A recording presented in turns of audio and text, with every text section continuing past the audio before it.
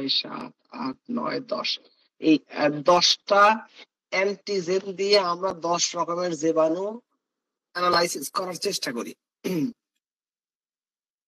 পিওটিএইচ দিয়ে আমরা যেটা জানার চেষ্টা করি এটা হলো সালমোনেলা। হ্যাঁ, আপনার রিপোর্টটা আসবে অনেক সময় যে এই যে এইরকম রিপোর্টটা দেখি আমার ফোনে থাকলে আমি দেখানোর চেষ্টা করছি আর কি। সম্ভবত আছে আপনাদের রিপোর্ট, আমি দেখি দেখাবো ইনশাল্লাহ। আচ্ছা, যদি রিপোর্টের টিওটা কোনো কারণে বেশি হয়ে যায়, যে টিও এটা নর্মাল রেঞ্জ কত,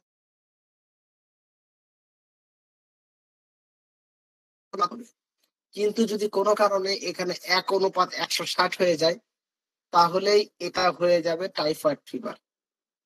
এই যে টাইফয়েড ফিভার। যদি টিএইচ এটার নর্মাল রেঞ্জ কত, এটার নর্মাল রেঞ্জ হলে 1:80। সহজ কথা ভাই,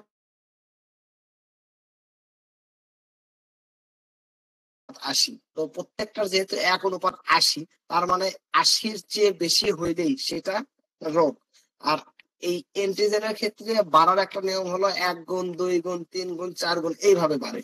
অর্থাৎ আপনার যদি নর্মাল টাইটার টাইটার কত আছে 1:80, এখন হতে হবে 1:1, কিন্তু পরিবর্তন হবে না, 1:1 থাকবে।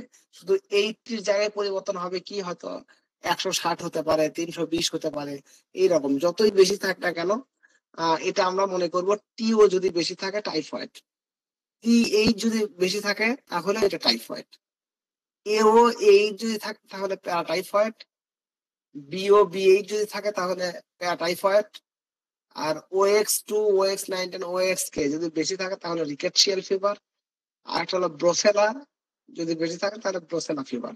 এটা ওয়ান কাইন্ড অফ রিকেটশিয়াল ফিভারই বলি, কিন্তু ব্রোসেলা ফিভার আলাদা, এখানে রিকেটশিয়াল ফিভার হবে না, ব্রোসেলা ফিভার।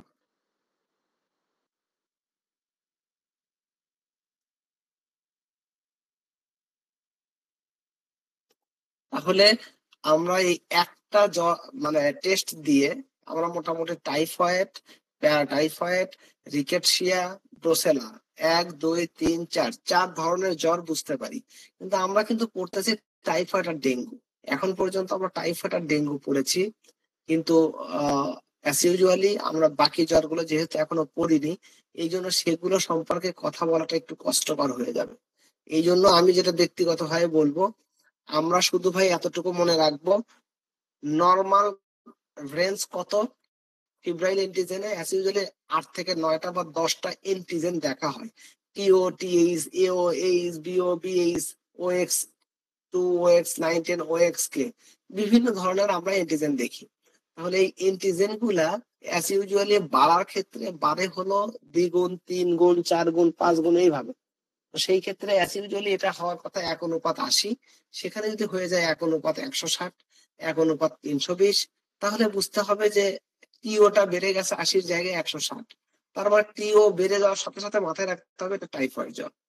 টিএইচ বেড়ে গেলেও টাইফয়েড জ্বর, AO H paratyphoid, BO BH paratyphoid. হ্যাঁ, আর OXK OX2 OX19 এটা কি, এটা অ্যাজ ইউজুয়ালি রিকেটশিয়াল ফিভার। আগামী দিনে আমরা রিকেটশিয়াল ফিভার নিয়ে আলোচনা করি। এই রিকেটশিয়াল ফিভার আমাদের এই যে ফিব্রাইল আরো কনসেপ্ট হবে। এই হলো আমাদের অ্যাজ ইউজুয়ালি ফিব্রাইল এন্টিজেন নিয়ে তথ্য। তো এখানে কি লেখা আছে, তার symbol is diagnosis, its use to declare specific disease.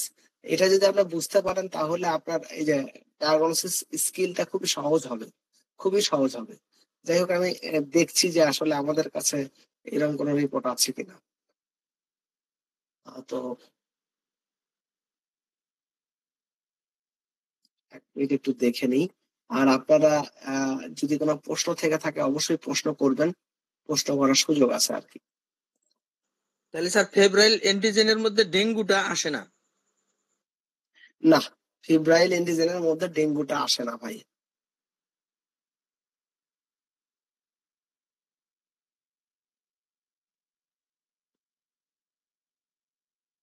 আমরা অনেক সময় মনে করি যে ফিব্রাইল এন্টিজেনের মধ্যে মনে হয় রিপোর্ট ইয়েটা আসবে না, এখানে ওই রকম কিছু আসে না ভাই। স্যার যদি কারো লিভারে যদি সমস্যা থাকে সেই ক্ষেত্রে যদি ডেঙ্গু হয় তো সেই ক্ষেত্রে আমরা প্যারাসিটামল বদলে কি চুজ করতে পারি?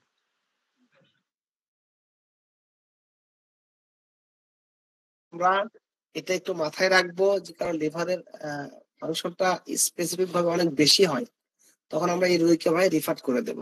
এটা যত রাত্রেই হোক বা যে সিচুয়েশনই হোক, কারণ এই রোগীকে হ্যান্ডেল করতে হলে আইসিইউ সিসিইউ এর প্রয়োজন হয় অনেক সময় এক। আর দ্বিতীয়ত আহ জ্বরের ক্ষেত্রে প্যারাসিটামলের অল্টারনেটিভ হিসেবে ওইভাবে ক্ষেত্রে ওই যে স্টেরয়েড জাতীয় ইনজেকশন, তারপরে হলো ব্যথানাশক কিছু ট্যাবলেট বা ইনজেকশন, এগুলো জ্বর কমাতে হেল্প করে। কিন্তু তার মানে এই না যে আমরা এটা দেব। হ্যাঁ, আমরা সাপোজিটরি কোনোভাবেই কি এটা লিভার মেটাবলিজম হয়? ভাই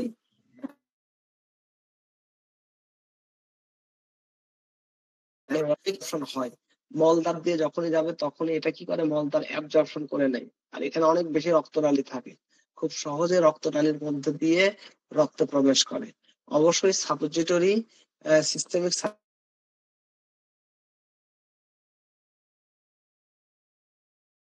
সাপোজিটরি এটা লোকালি কাজ করে, এটা সিস্টেমিক ভাবে কাজ করে না।